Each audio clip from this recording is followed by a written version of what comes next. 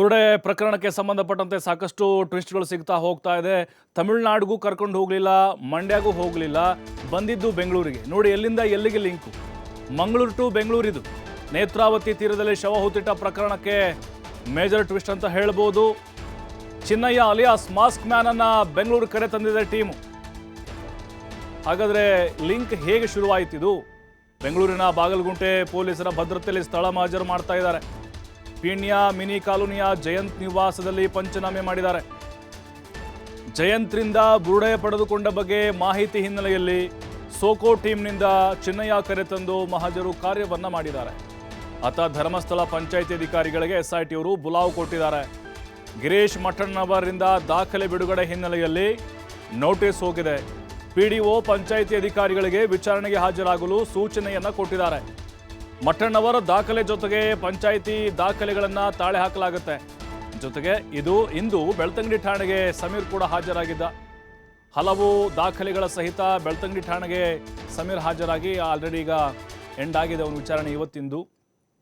ಕೆಲವು ಸ್ಫೋಟಕವಾದಂತಹ ವಿಚಾರಗಳನ್ನು ಕೂಡ ಆತ SIT ಮುಂದೆ ಬಾಯಿ ಬಿಟ್ಟಿದ್ದಾನೆ. ನೋಡಿ, ಈಗ ಬುರುಡೆ ಪ್ರಕರಣಕ್ಕೆ ಸಂಬಂಧಪಟ್ಟಂತೆ ಬೆಂಗಳೂರುವರೆಗೂ ಕೂಡ ಹುಡುಕೊಂಡು ಬಂದಿದ್ದಾರೆ SIT ಅವರು. ಯಾಕಂದರೆ ಈ ಬುರುಡೆ ಎಲ್ಲಿಂದ ಬಂತು? ಒಂದು ಬುರುಡೆ ಎತ್ಕೊಂಡು ಬಂದಿದ್ದ ಚಿನ್ನಯ್ಯ, ಅದು ಯಾರ್ದು ಅನ್ನೋದು ಕೂಡ ಮೊದಲು ಗೊತ್ತಾಗಬೇಕಾಗಿದೆ. ಯಾರೋ ತಿಮರೋಡಿ ತೋಟದಲ್ಲಿ ರಬ್ಬರ್ ತೋಟದಲ್ಲಿಂದ ತಂದರು ಅನ್ನುವಂಥ ಆರೋಪ ಇದೆ. ಜೊತೆಗೆ ಯಾವುದೋ ಒಂದು ಲ್ಯಾಬಿಂದ ತಂದಿರ್ಬೋದು ಅಂಥೇಳಿ ಮೆಡಿಕಲ್ ಕಾಲೇಜಿಂದ ನೆನೆಸ್ಕೊಂಬಂದ್ರ ಇವರು. ಅದರ ಜೊತೆಗೆ ಇಲ್ಲಿ ಏನು ಜಯಂತ್ ಇದ್ದಾನೆ ಆತನ ನಿವಾಸದಲ್ಲಿ ಈ ಬುರುಡೆ ಏನಾದರೂ ತೊಗೊಂಡು ಬಂದ್ರ, ಇಲ್ಲೇನಾದರೂ ಅದ್ರ ಬಗ್ಗೆ ಮಾತುಕತೆಗಳಾಗಿತ್ತಾ, ಮೀಟಿಂಗ್ ಆಗಿತ್ತಾ, ಇದೆಲ್ಲದರ ಬಗ್ಗೆ ಕೂಡ SIT ಅವರು ಮಹಜರು ಮಾಡ್ತಾ ಇದ್ದಾರೆ. ಪೀಣ್ಯದಲ್ಲಿ ಬಹುಶಃ ಎಲ್ಲರೂ ಅಂದ್ಕೊಂಡಿದ್ರು ತಮಿಳುನಾಡು ಕರ್ಕೊಂಡು ಹೋಗ್ತಾರೆ ಅಂತೇಳಿ. ಅನನ್ಯ ಭಟ್ ಕೇಸ್ನಲ್ಲಿ ಸುಜಾತಾ ಭಟ್ಗೆ ಬಿಗ್ ರಿಲೀಫ್ ಸಿಕ್ಕಿದೆ. ಈಗ ಸುಜಾತಾ ಭಟ್ ವಿಚಾರಣೆ ಸದ್ಯದ ಮಟ್ಟಿಗೆ ಅಂತ್ಯಗೊಳಿಸಿದೆ SIT. ಒಟ್ಟು 4 ದಿನಗಳ ಕಾಲ ಸುಜಾತಾ ಭಟ್ ವಿಚಾರಣೆ ನಡೀತು. ಮತ್ತೆ ವಿಚಾರಣೆಗೆ ಬರೋಕ್ಕೆ ಹೇಳಿಲ್ಲ ಸದ್ಯಕ್ಕೆ. ನಾಪತ್ತೆ ಆರೋಪ ಸುಳ್ಳು ಅಂತ ಹೇಳಿದ್ದಾರೆ. ಸುಜಾತಾ ಭಟ್ ದೂರುದಾರಿಯಾಗಿರುವ ಕಾರಣ ಕಾನೂನು ಕ್ರಮ ಇಲ್ಲ ಅವ್ರ ಮೇಲೆ. ಏನು SIT ತನಿಖಾಧಿಕಾರಿ ಮುಂದೆ ಸುಜಾತಾ ಭಟ್ ಕೆಲವು ಸ್ಫೋಟಕ ವಿಚಾರಗಳನ್ನು ಬಾಯ್ಬಿಟ್ಟಿದ್ದಾರೆ. ಅಂದರೆ ಈಗ ವಸಂತಿ ಅನ್ನುವಂಥ ಒಬ್ಬ ಮಹಿಳೆ ಫೋಟೋವನ್ನು ರಿಲೀಸ್ ಮಾಡಿದ್ರೆ ಅವತ್ತು. ವಸಂತಿ ಅವ್ರ ಮಗಳು ಅಲ್ವೇ ಅಲ್ಲ, ಅವತ್ತೇ ಗೊತ್ತಿತ್ತು, ಎಲ್ರಿಗೂ ಅನುಮಾನಗಳು ಬಂದಿತ್ತು. ಆದರೆ ಸುಜಾತಾ ಹೇಳಿದ್ದು ವಾಸಂತಿ ಇನ್ನೂ ಜೀವಂತವಾಗಿದ್ದಾಳೆ ಅಂಥೇಳಿ. ಸುಜಾತಾ ಭಟ್ ಹೇಳಿಕೆ ಕೇಳಿ SIT ಅವರು ಬೆಚ್ಚ ಬಿದ್ದು ಬಿಟ್ಟಿದ್ದಾರೆ. ನದಿಯಲ್ಲಿ ಸಿಕ್ಕ ಕೊಳೆತ ಶವ ವಾಸಂತಿದಾಗಿರಲಿಲ್ಲ, ಹೆಂಗೆ ನಂಬಿದ್ರಿ ಅಂಥೇಳಿ ಪ್ರಶ್ನೆ ಮಾಡಿದ್ದಾರೆ. ಬಹುಶಃ SIT ಅವರು ತನಿಖೆ ದಿಕ್ಕನ್ನು ತಪ್ಪಿಸ್ತಾ ಇದ್ದಾರೆ ಅಂತ ಅನ್ನಿಸ್ತಾ ಇದೆ ಸುಜಾತಾ ಭಟ್. ಮತ್ತಷ್ಟು ಮಾಹಿತಿ ಆದಿತ್ಯ ನೀಡ್ತಾರೆ ನೇರ ಸಂಪರ್ಕದಲ್ಲಿ. ಆದಿತ್ಯ, ಆರಂಭದಲ್ಲಿ ನಾವು ತಮಿಳುನಾಡಿಗೆ ಅಥವಾ ಮಂಡ್ಯಗೆ ಏನಾದರೂ ಸ್ವಗ್ರಾಮ ಕರ್ಕೊಂಡು ಹೋಗ್ತಾರೆ ಅಂತ ಅಂದ್ಕೊಂಡಿದ್ವಿ. ಮಂಗಳೂರು ಟು ಬೆಂಗಳೂರು ಲಿಂಕ್ ಅದು ಶುರುವಾಗಿದ್ದಾದರೂ ಹೇಗೆ?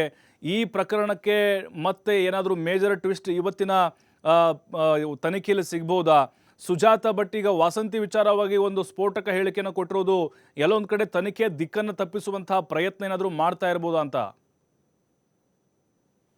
ಪ್ರಭು, ಹೌದು. ಇವತ್ತು ಒಂದು ದೊಡ್ಡ ತಿರುವನ್ನ ಈ ಪ್ರಕರಣ ಪಡೆದುಕೊಂಡಿದೆ. ಅಂದ್ರೆ ಈ ಬುರುಡೆ ಜಯಂತ್ ಎಲ್ಲಿಂದ ತೆಗೆದುಕೊಂಡು ಬಂದ್ರು, ಚಿನ್ನಯ್ಯನ ಕೈಗೆ ಕೊಟ್ರು ಅನ್ನುವಂಥದ್ದು ಎಲ್ಲರಲ್ಲೂ ಇದ್ದಂತಹ ಅನುಮಾನ. ಅಂದ್ರೆ ಇವರೇನಾದ್ರೂ ತಂದು ಕೊಟ್ರ ಅನ್ನುವಂತ ಅನುಮಾನ ಇತ್ತು. ಮತ್ತು ಈತ ಕೂಡ ಇದು ಎಲ್ಲಿಂದ ಬಂತು ಅಂತ ನಂಗೆ ಗೊತ್ತಿರ್ಲಿಲ್ಲ, ಅವ್ರು ತಂದು ಕೊಟ್ರು, ನಾನು ತೆಗೆದುಕೊಂಡು ಬಂದದನ್ನ ನ್ಯಾಯಾಲಯದ ಮುಂದೆ ಒಪ್ಪಿಸಿದೆ ಅನ್ನುವಂಥದ್ದನ್ನೇ ಮೊದಲಿನ ದಿನದಿಂದಲೂ ಕೂಡ ಹೇಳ್ತಾ ಇದ್ದ. ಮೊನ್ನೆ ಇದೇ ವಿಚಾರವಾಗಿ ವಿಚಾರಣೆಯನ್ನ ತೀವ್ರಗೊಳಿಸಿದ ಸಂದರ್ಭ ಫೇಕ್ ದಾಖಲೆಯನ್ನ ಕ್ರಿಯೇಟ್ ಮಾಡಿದ್ದಾರೆ ಅನ್ನುವಂತ ಮಾಹಿತಿ SIT ಗೊತ್ತಾಗುತ್ತೆ. ಈ ಬಳಿಕ ಆತನಿಗೆ ಡ್ರಿಲ್ ಮಾಡ್ತಾರೆ. ಡ್ರಿಲ್ ಮಾಡಿದ ಸಂದರ್ಭ ಈ ಒಂದು ಬುರುಡೆ ತಂದು ಕೊಟ್ಟಂತ ಕತೆ ಇದು ಕಂಪ್ಲೀಟ್ ಆಗಿ ಕಟ್ಟು ಕತೆ ಅನ್ನುವಂಥದ್ದು ಗೊತ್ತಾಗುತ್ತೆ. ಹಾಗಾಗಿ ಆತ ಎಲ್ಲಿಂದ ಬುರುಡೆಯನ್ನ ತಂದ, ಯಾರು ಆತನಿಗೆ ಆ ಬುರುಡೆಯನ್ನ ತೆಗೆದುಕೊಂಡು ಬಂದು ಕೊಟ್ರು ಅನ್ನುವಂಥದ್ದೇ ಎಲ್ಲರಲ್ಲೂ ಕೂಡ ಇದ್ದಂತ ಪ್ರಶ್ನೆ. ಸೊ ಇವತ್ತು ಅದಕ್ಕೆ ಸಂಬಂಧಪಟ್ಟ ಹಾಗೆ ಒಂದು ಮಹತ್ವದ ಬೆಳವಣಿಗೆ ನಡೆದಿದೆ. ಇವತ್ತು ಚಿನ್ನಯ್ಯನನ್ನ, ಬೆಳ್ತಂಗಡಿಯಲ್ಲಿ ಇದ್ದಂತ ಚಿನ್ನಯ್ಯನನ್ನ SIT ಪೊಲೀಸರು ಬೆಂಗಳೂರಿನ ಪೀಣ್ಯದ ಮಿನಿ ಕಾಲೋನಿಗೆ ಕರೆದುಕೊಂಡು ಹೋಗಿದ್ದಾರೆ. ಇದು ಜಯಂತ್ ನಿವಾಸ ಅಂತ ಹೇಳಲಾಗ್ತಾ ಇದೆ. ಇದು ಬಾಡಿಗೆ ಮನೆ ಅಂತಲೂ ಕೂಡ ಹೇಳಲಾಗ್ತಾ ಇದೆ. ಸೊ ಇಲ್ಲಿ ಆತ ಜಯಂತ್ ಟಿಯನ್ನ ಮೊದಲ ಬಾರಿಗೆ ಭೇಟಿ ಮಾಡಿದ್ದ, ಇಲ್ಲೇ ಎಲ್ಲವೂ ರೀತಿಯ ಪ್ಲಾನ್ ಗಳು ಆಗಿತ್ತು ಮತ್ತು ಈ ಬುರುಡೆ ಪ್ರಕರಣಕ್ಕೆ ಸಂಬಂಧಪಟ್ಟ ಹಾಗೆ ಇದೇ ಒಂದು ಸ್ಟಾರ್ಟಿಂಗ್ ಪಾಯಿಂಟ್ ಅಂತಲೂ ಕೂಡ ಮಾಹಿತಿ ಸದ್ಯ ಬರ್ತಾ ಇದೆ. ಹಾಗಾಗಿ ಆತ ಅಲ್ಲಿ ಇದ್ದಂತ ಕಾರಣದಿಂದಾಗಿ, ಜಯಂತ್ ಅವರನ್ನ ಭೇಟಿ ಮಾಡಿದಂತ ಕಾರಣದಿಂದಾಗಿ ಅಲ್ಲಿ ಇವತ್ತು ಎಸ್ಐಟಿ ಅಧಿಕಾರಿಗಳು ಮಹಜರು ಪ್ರಕ್ರಿಯೆಯನ್ನ ಮಾಡ್ತಾ ಇದ್ದಾರೆ. ಚಿನ್ನಯ್ಯನ ಮುಖಕ್ಕೆ ಎಂದಿನಂತೆ ಮಾಸ್ಕ್ ಹಾಕಿ ಬಾಗಲಗುಂಟೆ ಪೊಲೀಸರು ಆತನಿಗೆ ಭದ್ರತೆಯನ್ನ ಕೂಡ ನೀಡಿದ್ದಾರೆ.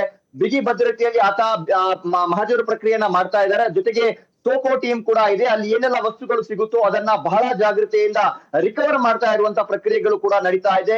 ಇದೇ ಪ್ರಕರಣಕ್ಕೆ ಸಂಬಂಧಪಟ್ಟ ಹಾಗೆ ಸುಜಾತಾ ಭಟ್ಗೂ ಕೂಡ ಇವತ್ತಿನಿಂದ ಬಿಗ್ ರಿಲೀಫ್ ಇದೆ. ಆದ್ರೆ ಇದು ಎಷ್ಟು ದಿನದವರೆಗೂ ಅಂತ ಗೊತ್ತಿಲ್ಲ. ಯಾಕಂದ್ರೆ ಇವತ್ತು ಕೂಡ ಅವರೊಂದು ಬಾಂಬ್ ಅನ್ನ ನಿನ್ನೆ ಸಿಡಿಸಿ ಹೋಗಿದ್ರು. ಎಸ್ಐಟಿ ಕಚೇರಿಯಿಂದ ತೆರಳುವಂತ ವೇಳೆಯಲ್ಲಿ ಆವರೆಗೂ ಕೂಡ ಅಂಗಲಾಚಿ ಗೋಳಾಡ್ತಾ ಇದ್ದಂತ ಸುಜಾತಾ ಭಟ್ ಅಲ್ಲಿಂದ ತೆರಳುವಂತ ಸಂದರ್ಭ ಒಂದು ಬಾಂಬ್ ಸಿಡಿಸಿದ್ದಾರೆ. ಅಂದ್ರೆ ಏನು ಅವರೊಂದು ಫೋಟೋ ತೋರಿಸಿದ್ರು, ಅದು ವಾಸಂತಿ ಅನ್ನುವ ಮಹಿಳೆಯ ಫೋಟೋ ಅನ್ನುವಂಥದ್ದು ಚರ್ಚೆಯಲ್ಲಿತ್ತು. ಹಾಗಾಗಿ ಈ ವಾಸಂತಿ ಅನ್ನುವಂತ ಮಹಿಳೆಯನ್ನ ನೀವು ಮೃತಪಟ್ಟಿದ್ದೀರಾ ಅಂತ ಹೇಗೆ ಅನ್ಕೊಂಡ್ರಿ ಅಂತ ಎಸ್ಐಟಿ ಅವರಿಗೆ ಮರುಪ್ರಶ್ನೆ ಮಾಡಿದ್ದಾರೆ. ವಾಸಂತಿ ಅವರು ಇನ್ನೂ ಬದುಕೇ ಇದ್ದಾರೆ ಅನ್ನುವಂತ ರೀತಿಯ ಒಂದು ಹೊಸ ಸ್ಫೋಟಕ ಹೇಳಿಕೆಯನ್ನ ಕೊಟ್ಟಿದ್ದಾರೆ. ಅವರದ್ದು ಕೊಳೆತ ಸ್ಥಿತಿಯಲ್ಲಿ ಪತ್ತೆಯಾದಂತ ಶವ ಅದು ವಾಸಂತಿ ಅವರದು ಅಂತಾನೆ ನಿಮ್ಗೆ ಯಾವ ತರ ಗೊತ್ತಿದೆ ಅನ್ನುವಂಥದ್ದನ್ನ ಕೂಡ ಹೇಳಿದ್ದಾರೆ. ಇದರೊಂದಿಗೆ ಎಂದಿನಂತೆ ಹಿಂದಿನ ದಿನಗಳಲ್ಲಿ ಏನೆಲ್ಲ ವಿಚಾರಗಳನ್ನ ಅವ್ರು ಹೇಳಿದ್ರು ಅಂದ್ರೆ, ನಾನ್ ಮಾಡ್ತಾ ಇರುವಂತದ್ದು ಸುಳ್ಳು ಆರೋಪ, ಇದೆಲ್ಲವೂ ಕೂಡ ಕಟ್ಟುಕತೆ, ಯಾರೋ ಹೇಳಿದ್ರು ಅದನ್ನ ಬಂದು ನಾನು ಹೇಳಿದೀನಿ, ನನ್ನ ವೈಯಕ್ತಿಕ ದ್ವೇಷ ಕೋಪಗಳಿತ್ತು, ಅದನ್ನ ತೀರಿಸೋದಿಕ್ಕಂತ ಈ ಪ್ರಕರಣದ ಮೂಲಕ ನಾನು ಎಂಟ್ರಿ ಆದೆ. ಈ ಪ್ರಕರಣಕ್ಕೆ ಎಂಟ್ರಿ ಆದ್ರೆ ನನಗೆ ನ್ಯಾಯ ಸಿಗುತ್ತೆ ಅಂತ ಹೇಳಿದ್ರು. ಆ ಕಾರಣಕ್ಕೋಸ್ಕರ ನಾನು ಶರಣಾದೆ ಅನ್ನುವಂತ ರೀತಿಯಲ್ಲೂ ಕೂಡ ಸದ್ಯ ಮಾಹಿತಿಯನ್ನ ನೀಡಿ ಹೇಳಿದ್ದಾರೆ. ಎಸ್ಐಟಿ ಇವತ್ತು ಅವರು ಕೊಟ್ಟಂತ ಒಂದು ಲೀಡ್ ನ ಮೇಲೆ ಮುಂದಿನ ವಿಚಾರಣೆಯನ್ನ ಮಾಡಿ ಮತ್ತೆ ಅವರನ್ನ ವಿಚಾರಣೆಗೆ ಹಾಜರುಪಡಿಸುವಂತ ಸಾಧ್ಯತೆಗಳು ಇದೆ. ಪ್ರಭು, ಥ್ಯಾಂಕ್ ಯು ಆದಿತ್ಯ ಮಾಹಿತಿಗಾಗಿ.